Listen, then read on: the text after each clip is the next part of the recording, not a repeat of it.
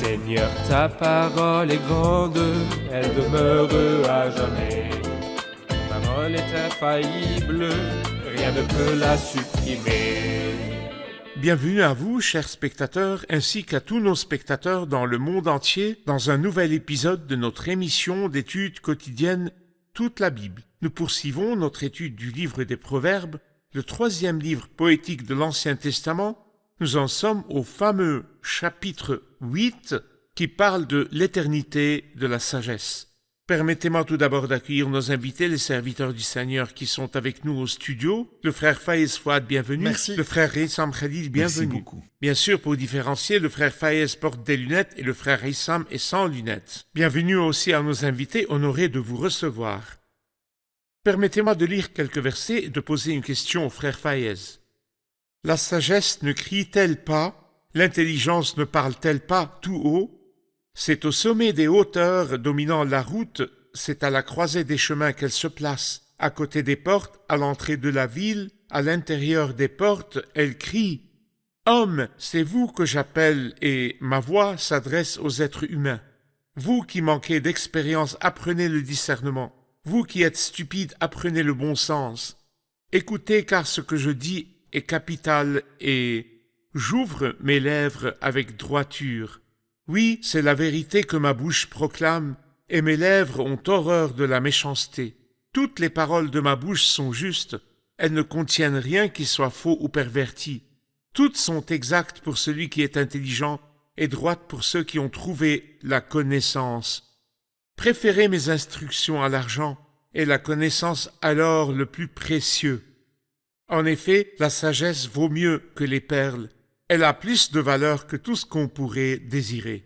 Dr Faiz, le chapitre commence par parler de la sagesse. La sagesse parle et crie. Dites-nous les mots que la sagesse crie et à qui parle-t-elle? Dans cette partie, nous lisons que la sagesse se présente à tout le monde. Elle n'attend pas que les gens viennent à elle, elle va vers eux. 3 fois, nous lisons que la voix de la sagesse, celle de l'amour dévoué, crie à toutes sortes de personnes. Nous lisons au chapitre 1, au chapitre 8 et au chapitre 9 l'appel de la sagesse à toutes les différentes catégories d'hommes. L'appel du chapitre 1 s'adresse à 3 catégories de personnes, les ignorants, les moqueurs et les stupides. L'appel au chapitre 8 s'adresse aux ignorants et aux stupides. Il ne s'adresse pas aux moqueurs. L'appel du chapitre 9 ne s'adresse qu'aux ignorants. Je voudrais expliquer la différence entre l'ignorant, le stupide et le moqueur. L'ignorant est un homme simple qui croit n'importe quoi. Ce pauvre se fait dire n'importe quoi et le croit. C'est pourquoi l'ignorance est très répandue dans les régions où il n'y a pas d'éducation. Les gens savent très peu de choses et les mouvements religieux extrémistes se multiplient parmi les ignorants. On leur dit n'importe quoi, ils le croient. Mais la sagesse s'adresse même aux ignorants. L'homme stupide est celui qui ne veut rien croire. Ça veut dire qu'il est convaincu de ce qu'il a et n'a aucune envie de changer d'avis.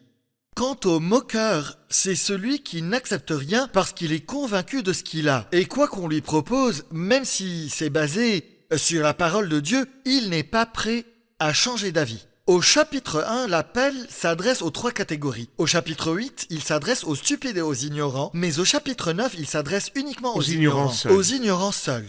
Les pauvres gens simples, toujours la sagesse les tient par la main. Surtout les personnes à la croisée des chemins. C'est pourquoi au chapitre 8, la sagesse crie à l'intérieur des portes, au sommet des hauteurs. Elle se tient à la croisée des chemins. Quand les gens sont à la croisée des chemins, la grâce les rejoint là où ils sont. La sagesse les rejoint là où ils sont et dit « Venez, je suis prête à vous enseigner la sagesse ». Et cela nous rappelle les paraboles que le Seigneur a racontées telles que les noces du fils du roi qui avait envoyé une invitation à tout le monde, mais personne ne vint.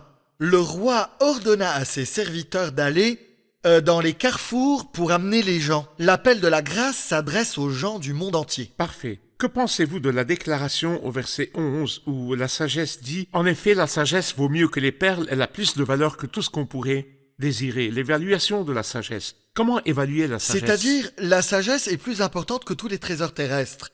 Tous les trésors terrestres n'ont pas de conséquences, c'est-à-dire éternelles. Les gens simples de Haute-Égypte disent « Le linceul n'a pas de poche. Quand je mourrai, je n'emporterai avec moi ni perles, ni bijoux, ni argent. Qu'en ferai-je » Mais la sagesse a des conséquences éternelles. La sagesse me fait choisir le Christ comme mon sauveur et rédempteur. La sagesse me fait choisir les choses qui auront de la valeur devant le tribunal du Christ.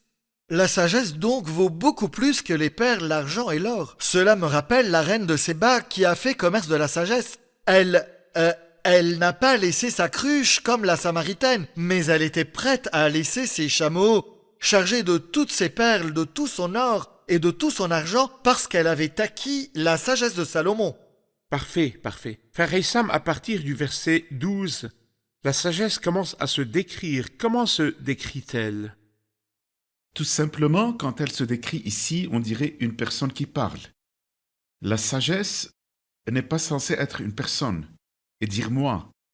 Mais ici, elle parle pour nous préparer à comprendre que s'il parle de sagesse, il parle de bien plus que de la sagesse humaine. Il dit ici, moi, la sagesse, j'habite le discernement et je possède l'art de la réflexion et de comprendre les choses correctement et les utiliser à bon escient et gérer les choses à bon escient. La sagesse dit d'elle-même ici qu'elle est liée à la crainte de Dieu et à l'éloignement de l'orgueil et de l'arrogance. C'est à moi qu'appartiennent le conseil et le succès. Pour ceux qui sont incapables de prendre une décision, je suis l'intelligence, la puissance m'appartient. Par moi, les rois règnent et les dirigeants ordonnent ce qui est juste. Puis il dit « J'aime ceux qui m'aiment, et ceux qui me cherchent me trouvent. » C'est pourquoi je dis que cela nous éloigne de l'idée qu'il parle simplement d'un attribut. Elle est censée être un attribut dans le langage. Un attribut n'aime pas, ne crie pas, ne dit pas « moi ». Mais c'est comme s'il voulait dire ici que puisque la sagesse a parlé, il dira... Il pourrait s'agir d'un style littéraire poétique. Certes, c'est un style littéraire, mais quand on lit la suite qui dit qu'elle existe depuis l'éternité, que l'Éternel l'a possédée au commencement de son activité et que elle était à ses côtés, on devine aisément qu'il s'agit de quelque chose de beaucoup plus profond, et nous verrons que la suite du chapitre le dira. C'est ce que je veux savoir de vous après la pause. Est-ce que la sagesse parle d'elle-même ou est-ce qu'elle parle de quelqu'un d'autre après la pause? Chers spectateurs, nous poursuivrons notre discussion sur les paroles de la sagesse après la pause. Je vous retrouve après la pause. Je remercie Dieu de ne pas avoir rendu l'Évangile attrayant uniquement pour les intelligents. S'il l'avait fait, beaucoup auraient été laissés sans le comprendre. C'est un message qui s'adresse aux simples. C'est un message simple en soi. Combien nous avons besoin de simplicité dans notre relation avec la parole de Dieu. Le problème de l'homme réside dans ses pensées parfois complexes qui entravent le processus de compréhension.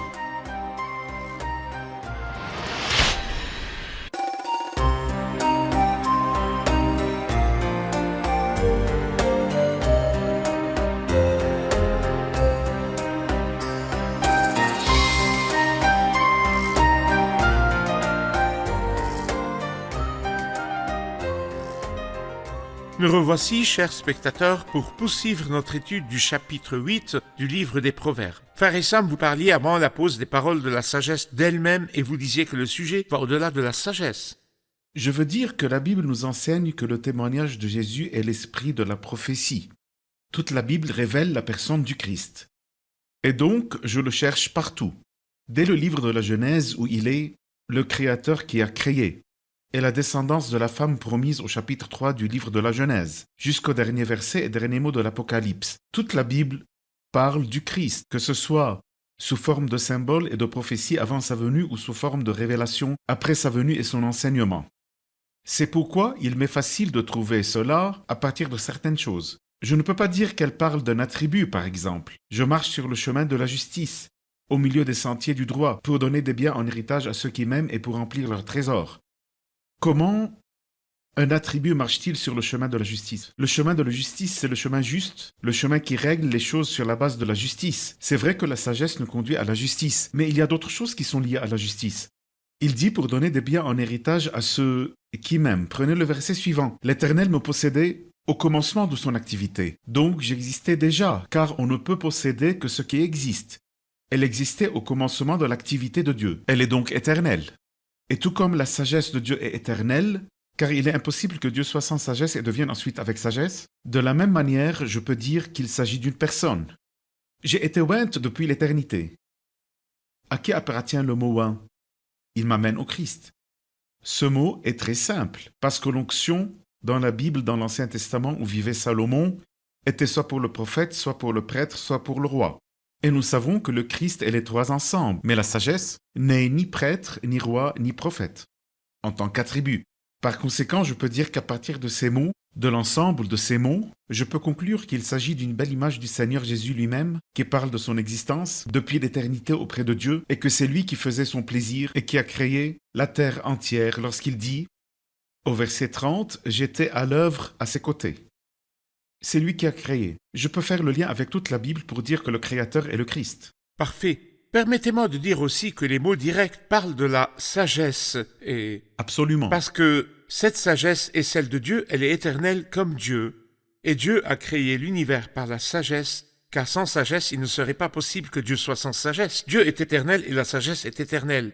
Mais nous disons que cela ne s'applique qu'au Christ, lui qui est devenu, par la volonté de Dieu, notre sagesse, notre justice, la source de notre sainteté et notre libérateur. Mais les mots parlent ici de sagesse dans un style poétique. Permettez-moi de dire que dans tout symbole, le symbole s'accorde avec lui-même et Parfait. le symbole lui-même va en pointant vers Exactement. quelque chose d'autre. Les mots directs sont sur la sagesse. Exactement. Mais ici, nous voyons un symbole de la personne éternelle du Christ. Et c'est par lui aussi qu'il a créé l'univers. Si l'on est ainsi, Dr. Fayez, revenons au verset 14 jusqu'à verset 16 sur l'autorité de la sagesse, par laquelle les rois règnent et les dirigeants ordonnent ce qui est juste. Parlez-nous de l'autorité du Christ. C'est-à-dire si nous savons que la sagesse est de nature divine et éternelle dans son existence et qu'elle parle de la personne du Seigneur Jésus-Christ, à qui tout pouvoir a été donné en tant qu'être humain, en tant que croyant, je suis maintenant lié à la personne du Seigneur Jésus-Christ. Comme cela me réconforte et me réjouit que le Christ domine sur toute royauté humaine dans le langage de Daniel, qu'il la donne à qui il le désire, et que c'est par lui que gouvernent les rois, gouvernent les chefs, et les rois règnent.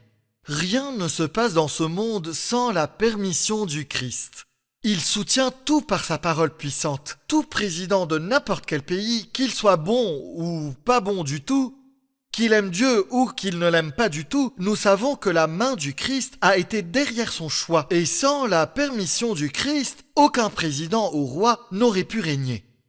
J'aime les paroles de Josaphat dans 2 Chroniques chapitre 20 que l'Éternel, Dieu de nos ancêtres, est Dieu dans le ciel et qu'il domine. N'est-ce pas lui qui, sur tous les royaumes des nations, détient la force et la puissance et que personne ne peut lui résister? Combien la réalisation de cette vérité met le croyant à l'aise et lui fait sentir que rien ne peut se passer sans la permission du Seigneur Jésus-Christ. C'est vrai. Permettez-moi de lire quelques versets à partir du verset 22, puis de poursuivre notre étude à partir du verset 22. « L'Éternel me possédait au commencement de son activité, avant ses œuvres les plus anciennes.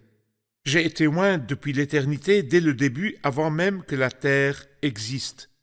J'ai été mis au monde quand il n'y avait pas de mer, pas de source chargée d'eau. Avant que les montagnes ne soient formées, avant que les collines existent, j'ai été mis au monde. Il n'avait encore fait ni la terre, ni les campagnes, ni le premier grain de poussière du monde. Lorsqu'il a disposé le ciel, j'étais là. Lorsqu'il a tracé un cercle à la surface de l'abîme, lorsqu'il a placé les nuages en haut et que les sources de l'abîme ont jailli avec force, lorsqu'il a fixé une limite à la mer pour que l'eau n'en franchisse pas les bords, lorsqu'il a tracé les fondations de la terre, j'étais à l'œuvre à ses côtés, je faisais tous les jours son plaisir, jouant constamment devant lui, jouant dans le monde sur sa terre et trouvant mon plaisir parmi les hommes. Je vais reprendre la question, Dr. Fayez. De qui parlons-nous ici? Nous avons dit qu'il s'agissait de la sagesse, et le frère Issam a dit que la sagesse est le Seigneur Jésus-Christ éternel. Quelle est la similitude entre la sagesse et le Christ dans ces versets? Je vois une similitude entre la sagesse et le Seigneur Jésus-Christ en tant que créateur éternel. Premièrement, dans la nature divine, deuxièmement, dans la nature éternelle. L'unité entre le Père et le Fils est très évidente. Le Fils est un avec le Père en essence et égal à lui dans l'hypostase. Il y a unité dans le conseil, unité dans la jouissance, du plaisir parmi les hommes. Il y a une allusion préalable à la venue du Christ dans la chair pour faire venir à lui-même de l'humanité d'entre les hommes de nombreux fils pour remplir la maison du Père. Sinon, il n'aurait pas dit « trouvant mon plaisir parmi les hommes, jouant dans le monde sur sa terre et trouvant mon plaisir parmi les hommes. C'est une allusion préalable à la venue du Christ dans la chair pour faire venir une épouse qui partagerait sa gloire. Dans 1 Corinthiens, la Bible dit, lui qui est devenu par la volonté de Dieu notre sagesse, notre justice, la source de notre sainteté et notre Et dans 1 libérateur. Corinthiens, c'est clair et explicite, le Christ est la puissance de Dieu et la sagesse de Dieu. Parfait, je vois que le public a une question sur cette partie. Prenons la question du public. Il y a une question sur le verset 17 qui dit « J'aime ceux qui m'aiment ». Ma question, cela contredit-il ce que nous comprenons dans le Nouveau Testament, à savoir que Dieu a tant aimé le monde? Dieu aime ici une certaine catégorie, seulement ceux qu'il aime. La question, diable, nous voulons savoir, est-ce la sagesse qui parle ou est-ce Dieu qui parle? Je vais commencer par défendre le texte. Car le texte ne dit pas seulement est un ajout. J'aime ceux qui m'aiment ne signifie pas du tout et je déteste ceux qui me détestent.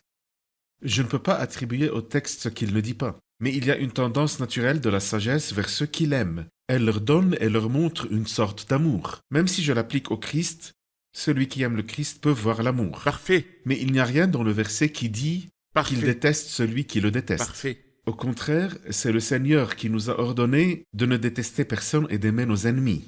Parfait. On ne peut donc pas dire l'inverse, c'est-à-dire j'aime et je déteste. Non.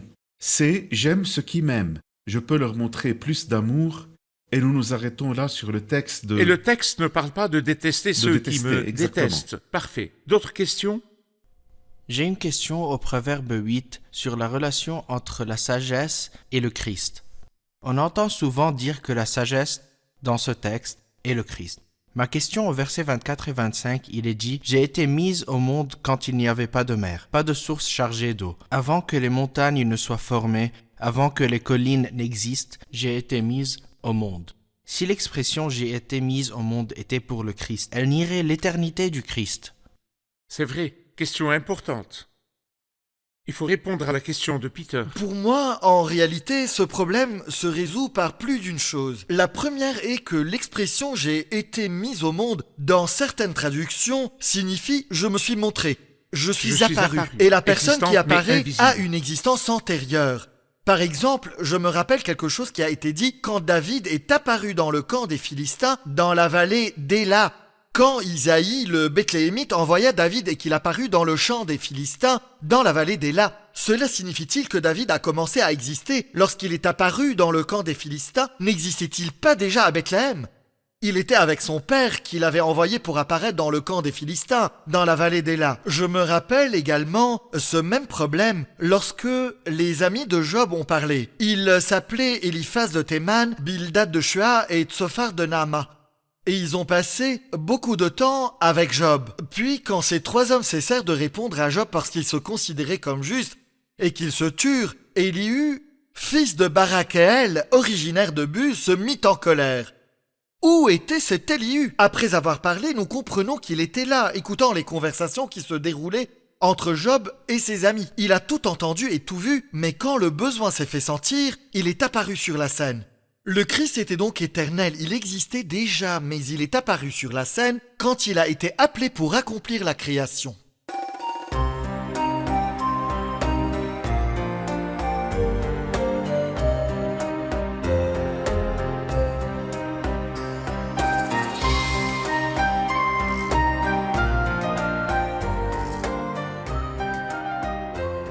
Nous disons donc que si Proverbe 8 parle de la sagesse, il s'agit de la sagesse liée à l'existence du Dieu éternel. Dieu est éternel et la sagesse est éternelle. La sagesse a été mise au monde comme si elle avait commencé à apparaître aux œuvres de Dieu. Mais s'il s'agit du Christ, nous ne nous contentons pas de déduire l'éternité du Christ à partir de Proverbe 8. L'éternité du Christ est présente dans Jean 1. Au commencement, la parole existait déjà. La parole était avec Dieu et la parole était Dieu. Le Christ a toujours existé avec le Père et le Saint-Esprit. Je Frère, voudrais aussi dire allez-y. que dans n'importe quel symbole, je ne peux pas fonder une vérité sur un symbole. C'est vrai. Mais sur une vérité prouvée par un texte solide et explicite, avec lequel je peux pointer vers le symbole. Mais je ne peux pas prendre le symbole seul et fonder toute la vérité sur lui. Et comme l'a dit le Christ, béni soit son nom, lorsqu'il a dit aux Juifs, avant qu'Abraham Je suis. soit né, je suis. Je suis l'Éternel, éternellement existant. Je suis et pas j'étais. Je suis Oui. signifie existant, ego eimi, auto-existant. D'accord. Frère Issam, versets 18 à 21. Avec moi sont la richesse et la gloire, les valeurs élevées et la justice. Mon fruit est meilleur que l'or pur, et le profit qu'on tire de moi est préférable à l'argent. À qui la sagesse donne-t-elle richesse et gloire, et comment? Allez-y. Elle les donne à ceux qui l'aiment. Celui qui aime la sagesse est riche, enrichi non pas nécessairement selon des critères humains, mais il se sent riche. Il sait se suffire à lui-même, et il sait du fait même s'adapter aux choses comme il le faut. Il dit avec moi sont la richesse et la gloire, le sentiment de richesse. Richesse non pas selon des critères humains ratés, dont les chiffres augmentent en zéro, mais ce ne sont que des zéros. Les gens multiplient le million pour qu'il devienne 10 millions, puis 100 millions, mais cela ne fait aucune différence pour eux. Mais la richesse est un sentiment intérieur, avant d'être une chose extérieure. La sagesse la donne parce que nous pouvons voir les choses correctement si nous parlons de la sagesse en tant que sagesse, ou de la sagesse qu'est le Christ. Il donne la richesse. Parfait. Quelqu'un a dit un jour, celui qui a le Christ ne manque de rien, et celui qui n'a pas le Christ n'a rien. Parfait. Docteur Fayez, les versets 32 et suivants. Et maintenant, mes fils, écoutez-moi. Heureux ceux qui persévèrent dans mes voies. Écoutez l'instruction pour devenir sage. Ne la négligez pas. Heureux l'homme qui m'écoute, qui veille chaque jour sur mes portes et qui garde l'entrée de ma maison. En effet, celui qui me trouve a trouvé la vie. Il a obtenu la faveur de l'Éternel. En revanche, celui qui pêche contre moi se fait du tort à lui-même. Tous ceux qui me détestent aiment la mort. Parlez-nous de l'essentiel de la sagesse dans ces versets. Ces versets contiennent deux idées. La première idée, dans les versets 32 et 33, est une double béatitude. Une pour ceux qui persévèrent dans les voies de la sagesse et une autre pour ceux qui écoutent la voie de la sagesse. Non seulement j'écoute, mais je persévère, en ce sens que j'applique ce que j'ai entendu de la sagesse. Il s'agit d'une double béatitude dans les versets 32 et 33. Les versets 34, 35 et 36 parlent de trois types d'êtres humains et de trois attitudes différentes envers la sagesse et envers l'appel de la sagesse et envers la main tendue de la sagesse. Le premier type est celui qui trouve la sagesse. En effet, celui qui trouve la sagesse a trouvé la vie. Il a obtenu la faveur de l'Éternel. Le second type est celui qui s'égare, qui s'éloigne du chemin de la sagesse. C'est-à-dire qu'il prend un autre chemin et ne prête pas attention à l'appel de la sagesse et à la main tendue de la grâce. Il se fait donc du tort et s'attire des ennuis. Le troisième type est celui qui déteste la sagesse. Il ne la supporte pas. Il ne supporte pas la sagesse, il ne veut rien faire avec elle et ne l'écoute pas. C'est comme s'il aimait la mort. C'est comme s'il défiait Dieu lui-même et que seule la mort l'attendait. D'accord. Les mots qui confirment qu'il s'agit ici de la sagesse comme symbole du Christ, celui qui me trouve a trouvé la vie. La vie, et le Christ a dit de lui-même, c'est moi qui suis le chemin, la vérité et la vie. Merci, nous sommes arrivés à la fin de l'épisode. Passons aux commentaires des invités. J'ai appris qu'au milieu des voix qui nous entourent et qui disent « Ne réfléchissez pas, ne discutez pas, n'étudiez pas, ne cherchez pas », la Bible nous encourage à être sages, à comprendre, à apprendre, à étudier, à chercher, à suivre la sagesse, à la rechercher et à demander la sagesse. J'aime le fait que la Bible encourage clairement à la sagesse. Parfait. Ce qui nous rassure au milieu de toutes les circonstances et événements, c'est l'autorité de la sagesse ou l'autorité de Dieu, qui domine sur toute royauté humaine, qui renverse et établit les rois. Parfait. J'ai été touché par au moins deux aspects de la différence entre la sagesse et la richesse. La sagesse donne une richesse intérieure, alors que des millions de richesses ne remplissent pas le cœur de bonheur et de richesse intérieure. De plus, les trésors terrestres ont une valeur terrestre et n'ont pas de valeur éternelle, alors que la sagesse a une valeur éternelle. Très bien. La crainte de l'Éternel est le commencement de la sagesse. Certes, il recevra richesse et gloire et obtiendra la faveur de l'Éternel. Parfait. Merci beaucoup, que Dieu vous bénisse. Merci, serviteurs du Seigneur, que Dieu vous bénisse. Nous poursuivrons notre étude dans le prochain épisode.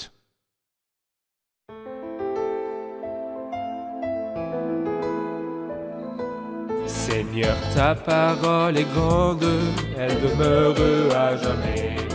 Ta parole est infaillible, rien ne peut la supprimer.